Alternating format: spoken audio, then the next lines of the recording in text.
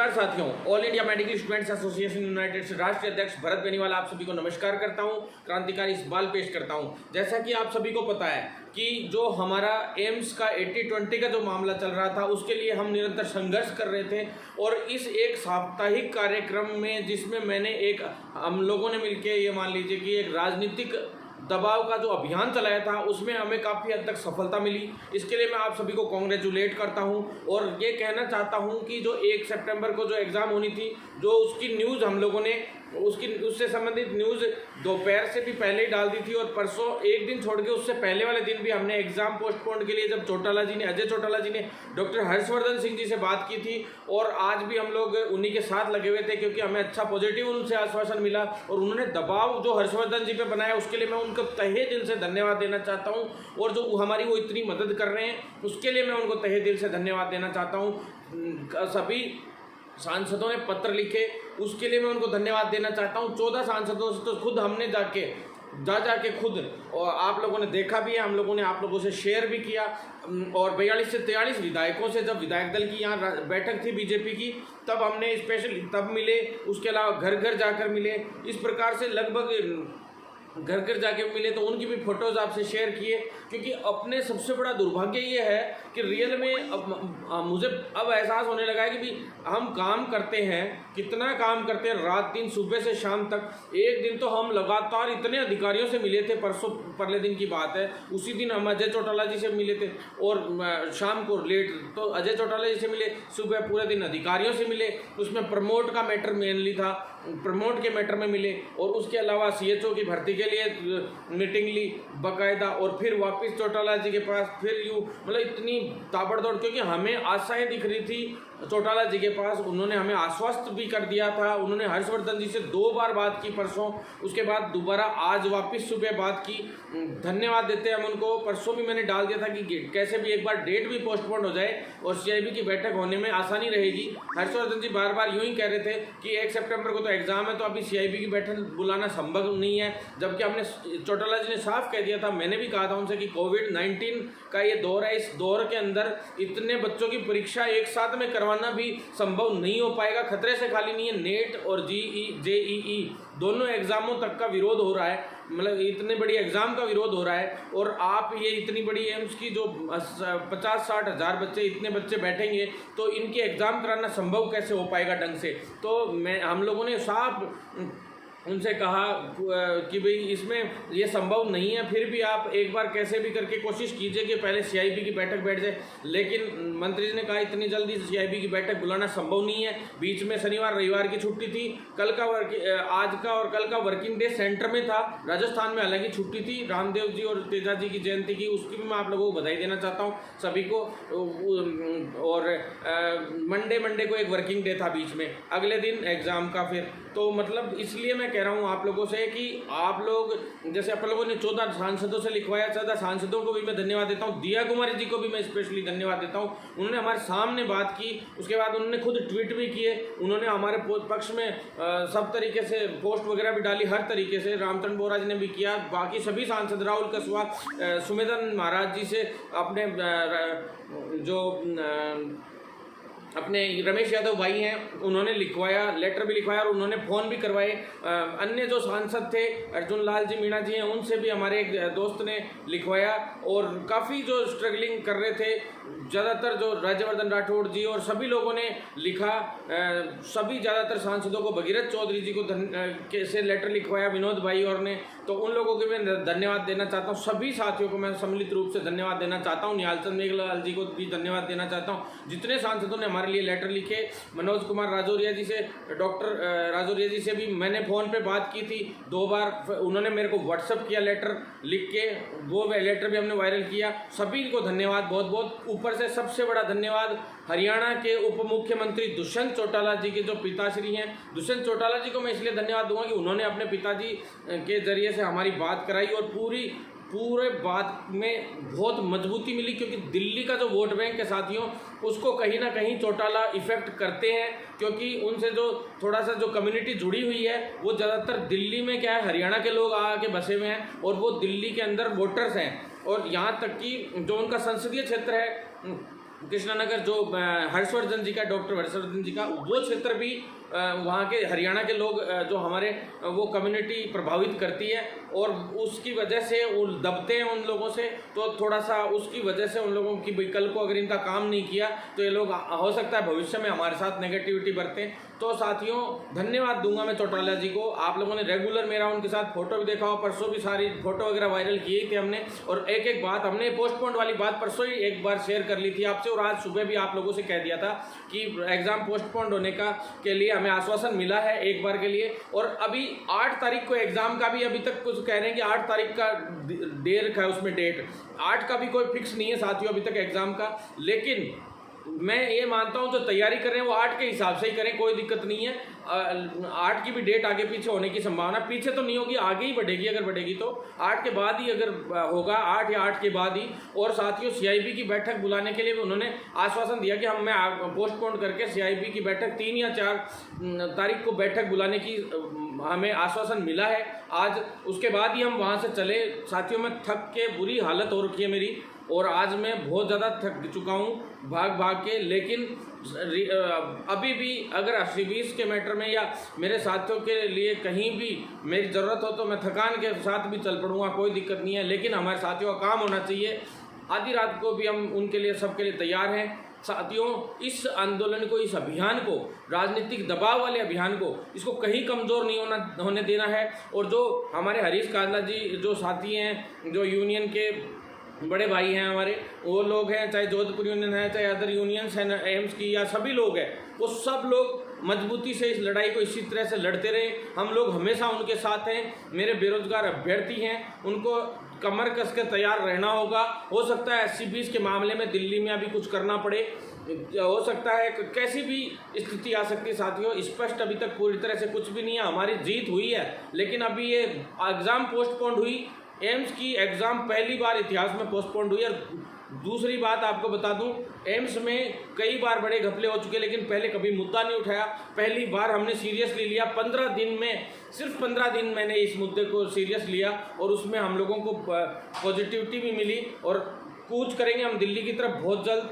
साथियों पहले हर्षवर्धन जी का जो जवाब मिला था उसमें ये था कि भाई वो कह रहे थे कि अगली वैकेंसी में चलो हम लोग कुछ भी संशोधन कर देंगे, लेकिन इस भर्ती में तो कराना संभव नहीं हो पाएगा। लेकिन चौटाला जी ने जो प्रेशर बनाया, रियल में बहुत मैं उनको थैंक यू देता हूँ। और मैं थैंक यू तब दूंगा लेकिन पूरा कि जिस दिन इसमें कुछ हो। डेट आगे बढ़ना कोई बड़ी चीज़ नहीं होती है, ये तो अपन कभी भी करा लेते हैं, कई चीज़ों की डेट आगे पीछे तो करा लेते हैं, ऐसी बात नहीं है। लेकिन इसकी CIB की बैठक और तुरंत प्रभाव से इसमें मजबूती से इसको 80-20 का जो रूल है इसको रिमूव किया जाए। इसमें चाहे 50-50 या जिस प्रकार से भी जो पुरानी भर्तियों का जो रूल है उनमें से कोई सा भी एक लागू किया जाए। मेनली तो हम पुरानी भर्तियों के रूल्स के अकॉर्डिंग ही करवाना चाहते हैं, क्योंकि हर्षवर्धन जी ने चौटाला जी को 50-50 के हिसाब से भी छोटा सा दिया था उन लोगों ने ऑप्शन। लेकिन हमने यही कहा है कि कोशिश आप यही कीजिए कि पुराने नियमों के अकॉर्डिंग ही हो ऐसा इसमें, क्योंकि जब एडमिशन लिए जाते हैं उस वक्त बेवकूफ़ बनाया जाता है बच्चों को। किसी छात्र को ये पता नहीं रहता कि इसमें 80-20 का रेशियो है। जो ये फर्जी दुकानें चलती हैं, जो ये फर्जी नर्सिंग कॉलेजेस चलती है पूरे इंडिया में, हर एक राज्य में, उन नर्सिंग कॉलेजेस के अंदर पहले से रूल है साथियों कि 80-20 के रेशियो से ही आप स्टूडेंट्स ले सकते हैं। इसीलिए मैं बार बार आप लोगों से कह भी रहा था, मैंने जब सुप्रीम कोर्ट के लिए मना किया तो आप लोग माने भी मेरी बात, उसके लिए भी मैं धन्यवाद देता हूँ। सुप्रीम कोर्ट में जाना अभी बहुत ही ज़्यादा गलत इसलिए था क्योंकि साफ कह दिया था मैंने कि एक बार डिसीजन आ गया उसके बाद हम कभी भी उसको बदल नहीं पाएंगे, ना सरकारें बदल पाएंगी ना कोई और बदल पाएगा साथियों। इसलिए क्योंकि 80-20 कोई वक्त पे तो सिर्फ नर्सेज 100% गर्ल्स ही ली जाती थी पुराने टाइम में, लेकिन 80-20 का रेशियो उसके बाद बना। 80-20 का रेशियो बना, लेकिन नर्सिंग कॉलेजेस जितनी भी थी प्राइवेट नर्सिंग कॉलेजेस, उन्होंने 80-20 के हिसाब से गर्ल्स बॉयज आए नहीं उन लोगों के पास, तो जो सीटें खाली रह जाती थी उनको लड़कों से ही भरते थे ये लोग। तो इस प्रकार से फिर हाई कोर्ट में भी हमारा जाने से ज़्यादा बेटर था कि राजनीतिक दबाव हो और चीज़ें हों कई तरीके से, जैसे एम्स नर्सेज यूनियन वगैरह ये सारे मिलके नर्सेज जितने भी थे आप लोग, तो हमारे साथी बड़े भाई लोग, तो वो लोग लड़ाई लड़ें और एकजुट रहें। मैंने एक बार पहले वीडियो डाला था एकजुट होने के लिए, उसके बाद आप लोग एकजुट भी हुए। मैंने इतना कहा कि इससे अच्छा तो इस प्रोफेशन को बेच दो, और आप लोग सभी एकजुट हुए, मुझे बहुत खुशी हुई। साथियों एकता में शक्ति है। मैं तो ये कहता हूँ जो भी अदर भी संगठन जो भी घूम रहे हैं बंद कर दो ये सब, सब बंद कर दो, तुम्हारा खुद की मेहनत करो। कुछ नहीं है संगठनों में, तुम कोई जिला अध्यक्ष बना देता है, कोई महासचिव बना देता है, कुछ भी आना जानी नहीं है साथियों। क्या काम किए हैं, ये नाम क्या क्या जिला अध्यक्ष लगा लिया। आंख बंद करके इस प्रोफेशन में, मेडिकल प्रोफेशन में आंख बंद करके पत्थर फेंक दो, जाके अध्यक्ष की महासचिव सचिव की गाड़ी पे पड़ता है। गाड़ी भी कौन सी, मोटरसाइकिल। अरे यार तुम लोग ढंग से सुधर जाओ। मतलब कई तो पैदल ही घूम रहे हैं सचिव, बस में लुमट रहा है, कोई किधर से घूम रहा है। साथियों ऐसे नहीं होता है। आप लोग मेहनत कीजिए, इस प्रोफेशन के लिए लड़ाई लड़िए, अपने आप नाम हो जाएगा। कोई किसी को कुछ करने की जरूरत नहीं पड़ेगी, कोई संगठन काम नहीं आता है, सब सिस्टम फेक है, आधे से ज़्यादा 99%। आप लोगों से मैं निवेदन करना चाहता हूँ कि 80-20 के मैटर में जो सहयोग किया है सभी ने, उनको धन्यवाद देता हूं। नरेंद्र सिंह तोमर जी को धन्यवाद देता हूं एमपी से, और जो राम गोपाल यादव जी हैं जो सांसद, उनको धन्यवाद देता हूं कि उन्होंने सीआईबी की सीआईबी में मेंबर भी हैं, उनको हमने आग्रह किया और उसके बाद उन्होंने स्पेशली लेटर भी दिया। प्लस उन्होंने ये भी कहा कि सीआईबी की बैठक दोबारा इस मैटर में बुलाई जाए, क्योंकि उनको भी ढंग से उस वक्त मैटर का ढंग से पता नहीं था। तो साथियों हमारे जो यूपी के जो टीम है वो जाके मिली राम गोपाल यादव, उस टीम को भी धन्यवाद देता हूँ। प्लस धन्यवाद तब दूंगा मैं सभी को जब 80-20 रिमूव हो जाएगा पूरी तरह से। साथियों ये आगे डेट बढ़ी है, इसका लाभ उठाना है हमें। 3 या 4 को बैठक हो सकती है दोबारा से सीआईबी की। तो साथियों आप लोग तैयार रहें। अगर 1% भी बैठक नहीं कराने का होता है तो हो सकता है मैं कुछ बड़ा करने जाऊं, तो उस बड़े करने के दौरान आप लोगों को साथ देना होगा मेरा। दूसरा, आप सभी से मैं कहना चाहता हूं, जितने साथी मेरे, हर चीज़ को हम टाइम टू टाइम कर रहे हैं। प्रमोट वाला मुद्दा है, परसों हमने प्रमोट का मुद्दा सारे अधिकारियों से बैठ के मीटिंग ली, आप लोगों ने देखा। आमने सामने बैठ के मीटिंग लेता हूं अधिकारियों से। ज़्यादातर तुम्हारे कई लोग ज्ञापन सौंपने जाते हैं, फोटो ही खिंचवाने जाते हैं शायद, वो लोग तो खड़े होके ज्ञापन पकड़ाते हैं और फोटो खिंचवा के अखबार में खबर लगवा देते हैं। वाह, अरे क्या हो जाएगा यार अखबारों में खबर। तुम खुद का प्रचार कर रहे हो या काम करना चाहते हो? धरातल पे काम करो। मैंने अखबार में खबर लगवाना ही बंद कर दिया है। मैं लगवाऊँ ना तो कोई गिनती नहीं रहेगी अखबारों में खबर लगवाने की। इतने अखबारों में खबर आएगी मेरी जो गिन नहीं सकते आप लोग। साथियों मैं आपसे कहना चाहता हूं कि धरातल पे काम करो, बंद करो ये दिखावा करना। और सबसे बड़ी बात, जो ये अखबारों में खबर लगवाते ना, इनकी पोस्ट ही शेयर करना बंद कर दो। मैं कह रहा हूं अपने आप इस फील्ड का नाम रोशन हो जाएगा। रोज नहीं नया नेताजी उभर जाता है, बरसाती मेंढक नौकरी लग गया और पार हो गया, आपने दिखते ही नहीं उसके बाद ये। अरे साथियों इन फील्डों को बचा लो। नर्सिंग, फार्मेसी, एमबीबीएस, बीडीएस सबको बर्बाद कर दो। पैरामेडिकल में 500 नेता हो गए। अरे डेढ़ घंटे में वो भाषण सुना होगा आपने। 1.5 घंटे अधीनस्थ आयोग के सामने जाके बैठा था मेरे आह्वान पे और वो लोकेश भाई के आह्वान पे, 2 लोगों के आह्वान पे पैरामेडिकल के सभी छात्र इकट्ठे हुए। मैं ये नहीं कहता मेरे आह्वान पे, पर सभी पैरामेडिकल छात्रों के आह्वान पे एक स्टेज पे सभी को लिया और संगठनों को भी बुलाया हमने कि सभी आओ। पर थोड़ी देर बाद तिल मिला गए। अरे हड़बड़ा क्यों जाते हो भाई, काम करो ना धरातल पे। 1.5 घंटे में हमने ऑर्डर जारी करवा दिया। आज तक अगर साइट पे 1.5 घंटे के अंदर वहाँ खड़े में अगर ऑर्डर जारी हुआ हो आज तक, तो बता देना पैरामेडिकल का कोई। और इसी तरह से काम होंगे। लेकिन एकता बनाए रखो, एक दूसरे को दोष देना बंद करो, एक दूसरे की टांग खींचना बंद करो। चाहे पैरामेडिकल की हो, चाहे नर्सिंग की हो, चाहे फार्मेसी को, चाहे अदर हो, एमबीबीएस हो, सभी डेंटल के हो। डेंटल के तो शायद पता नहीं सो ही रहे हैं क्या। अरे भैयों जाग जाओ डेंटल वालों। ऐसे ही चलता रहा ना तो तुम्हारी तो एक भी भर्ती नहीं आती है, और भर्तियां तो आती हैं। फिजियोथेरेपी वाले हैं, उन साथियों की आज तक कैडर तक नहीं बन पाया है, काउंसिल तक नहीं है। अरे कहाँ सो रहे हो भाइयों तुम लोग जुड़ो, हम लोगों को नंबर भेजो, अपने कोर्स का नंबर नाम लिख के भेजो। हर जिले में हम लोग पूरी टीम तैयार कर रहे हैं इस बार से, लेकिन टीम भी ऐसे तैयार करना चाहते हैं कि जिसमें कोई दलाल पैदा नहीं हो जाए। अब ये भी तो है कि अध्यक्ष बनाते हैं कल को और वो दलालियाँ करने लगे, बदमाशियाँ करने लग जाएं। हमें ईमानदार आदमी चाहिए जो रियल में इस प्रोफेशन का भला कर सके। इसी तरह से अगर चलता रहा ना तो ये मतलब ये फील्ड है ना, केकड़े जानते हो आप, एक टंकी में केकड़े को छोड़ दो, केकड़ा ऊपर चढ़ेगा, दूसरा केकड़ा उसकी टांग खींच लेगा, वो उसको नहीं चढ़ने देगा। तो ये जो केकड़ा चाल है इसको बंद करो और इस स्ट्रगल करो। प्रमोट के मुद्दे पे मैं आपको स्पष्ट रूप से कह देना चाहता हूँ, परसों मिले, इसके बाद बहुत जल्द राजस्थान नर्सिंग काउंसिल का कुछ ही ये मान लो 2-3 दिन में ऑर्डर जारी होने वाला है। उसी के अकॉर्डिंग मैं पैरामेडिकल का करवाऊंगा और उसी के अकॉर्डिंग फिर फार्मेसी का होगा और फिर उसके अकॉर्डिंग हम कोर्ट में लेके जाएंगे एमबीबीएस और डेंटल के मामले को। फिजियोथेरेपी का भी इसी के अकॉर्डिंग हो जाएगा जो पैरामेडिकल और इनके थ्रू। तो आरयूएचएस के लिए हम लोगों ने प्रमोट तो सभी हो चुके हैं, लेकिन जो एग्जाम्स होने थे प्रमोट तो सभी को करवा लाए साथियों। एमबीबीएस को भी प्रमोट करवा लाया हूँ मैं, करवाने को तो एमबीबीएस भी प्रमोट करवा दिया था, ये तो कभी हो गया था। लेकिन MBBS प्रमोट हो गए, लेकिन जिन स्टूडेंटों के जैसे बैक है या उनको उस क्लास का एग्ज़ाम देना है, तो वो नवंबर दिसंबर में फिक्स कर रहे थे पहले ये लोग कि भाई एग्ज़ाम तो देना ही पड़ेगा, अगली क्लास में तो प्रमोट हमने कर ही दिया आपके कहने से, यूँ कह रहे थे हम लोगों को। अरे भैया ये बहुत खतरनाक है एग्ज़ाम देना। कोविड-19 में अभी खतरे से खाली नहीं है। आप ज़बरदस्ती हम अपने साथियों को किसी को खतरे में झोंकने नहीं देंगे, किसी को बीमारी में नहीं झोंकने देंगे किसी भी हाल में। आज आप परीक्षा करवाने का प्रयास करेंगे तो भी जो अभी थोड़े दिन पहले अधीनस्थ आयोग पे हुआ उससे खतरनाक, उससे 100 गुना खतरनाक RUHS पे भी होगा, स्वास्थ्य भवन पे भी, और सब जगह होगा। आप लोग विश्वास रखिए, आप लोगों को कहीं भी टेंशन लेने की ज़रूरत नहीं है। प्रमोट की सीधी सी बात मैं बता देता हूँ आप लोगों को, बहुत जल्द हो सकता है अगले वीक में, अगर समाधान नहीं हुआ तो अगले शुक्रवार या अगले सोमवार को बहुत बड़ा प्रदर्शन भी रखा जाए। तो आप लोग तैयार रहिएगा। और ये कई लोग जो ज्ञापन सौंपने जा रहे हैं ना RUHS या और कहीं भी, तो मैं उनसे भी ये कह देना चाहता हूँ, भैया ज्ञापन किसको सौंप रहे हो? हमने फाइल बनवा के भेज दिया, RUHS में ज्ञापन सौंपने जा रहे हो, क्यों दिखावा करते हो? झूठे दिखावे करने बंद करो, साथ देना शुरू करो, हम लोगों से भी जुड़ो, कोई दिक्कत नहीं है हम लोगों को, आप लोगों से कोई ऐतराज़ नहीं है। हमारे प्रोफेशन का भला होना चाहिए, सभी साथियों को प्रमोट का भी सिस्टम मिलना चाहिए। 80-20 का हम लोग कर ही रहे हैं। और CHO की भर्ती के लिए जो लोग बहुत ज़्यादा चिंतित हैं, मैं उनसे कह देना चाहता हूँ कि सरकार से खुद से हमने इतनी भर्तियां बढ़वा के केंद्र से और सारी लिया है यहाँ पे, और अशोक गहलोत ने भी सारी घोषणा कर दी है, और नहीं करेगा ना अभी तो भर्ती तो ये सरकार गिरने को हो रही है, और अभी हम गिरा देंगे ढंग से। आप टेंशन मत लो, कहीं भी टेंशन लेने की जरूरत नहीं है। मैंने लट वाली बात कही थी, इन सरकारों को अब लट पड़ेंगे तो पड़ेंगे लट, मैं कह रहा हूँ, कहीं नहीं रुकेगा मामला। हम इतनी मेहनत कर रहे हैं, राजनीतिक अप्रोचेस को काम ले रहे हैं साथियों, प्रधानमंत्री से लेके और राहुल गांधी से लेकर सभी लोगों के साथ हमारी फोटोज है, लेकिन हम शेयर नहीं करना चाहते।